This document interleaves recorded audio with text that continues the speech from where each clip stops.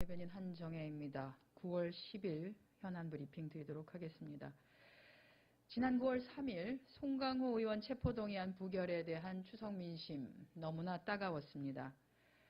새누리당의 송강호 의원 체포동의안에 대한 조직적인 부결은 국회에 대한 불신에 대해서 휘발유를 끼얹는 그야말로 악수였습니다. 새누리당 지도부는 누누이 수차례에 걸쳐서 방탄국회는 없다. 그리고 원칙대로 처리하겠다. 그렇게 공언해왔습니다. 그러나 9월 3일 본회의에서 새누리당은 조직적으로 송강호 의원의 체포동의안을 부결시켰습니다. 방탄국회가 없다던 새누리당 지도부의 말이 또 하나의 허언이었음이 드러난 것입니다. 방탄국회를 저질러 놓고 새정치민주연합이 이미 제시한 불체포 특권 포기, 국회의원 특권 내려놓기를 내세우는 모습 공색하기만 합니다. 새누리당이 정녕 국회의원의 특권을 내려놓고 국민의 신뢰를 회복하기를 원한다면 세월호 특별법을 비롯한 민생법안 처리에 전향적인 입장부터 보여야 할 것입니다.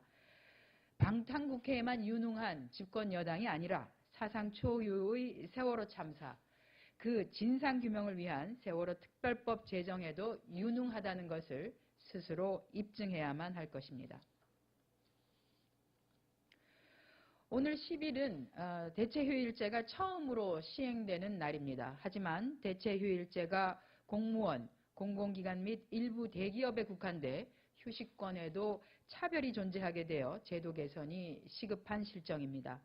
실제 이번 대체휴일제는 작년 10월 관공서의 공휴일에 관한 규정의 개정으로 시행되었지만 법률 개정이 아니라 대통령령의 개정에 그쳐 모든 국민이 대체휴일제를 적용받지는 못하고 있습니다.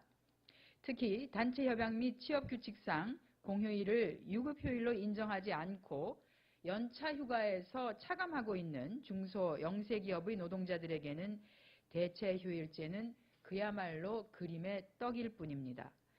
영세 중소기업의 노동자들은 대체휴일로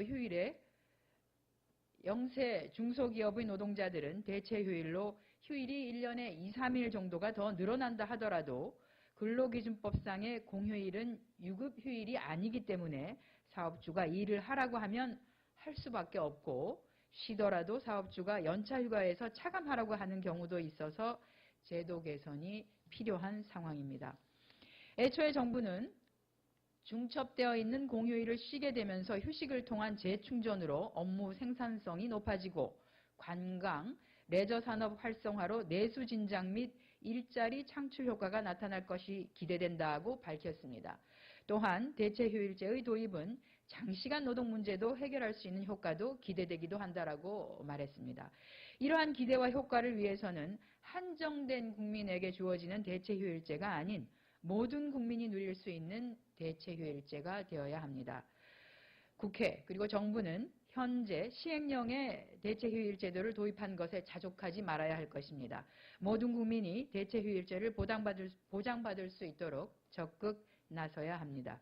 대체휴일제의 내용을 담은 국경일과 공휴일에 관한 법률 제정에 적극 힘써야 하고요.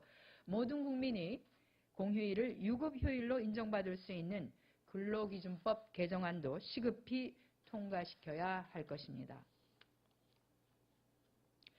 네, KB금융그룹 관련해서 브리핑 드리도록 하겠습니다. 지난 5일 최수현 금융감독원장이 KB금융그룹 이명록 회장과 KB국민은행의 이건호 은행장에 대한 제재심의 결과를 경징계에서 중징계로 바꾸기로 결정했습니다.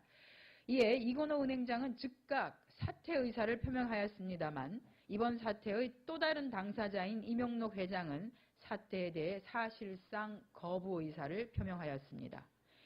이명록 회장의 사퇴 거부는 KB의 미래는 아랑곳하지 않고 본인의 욕심을 채우겠다는 행보로밖에 보이지 않습니다.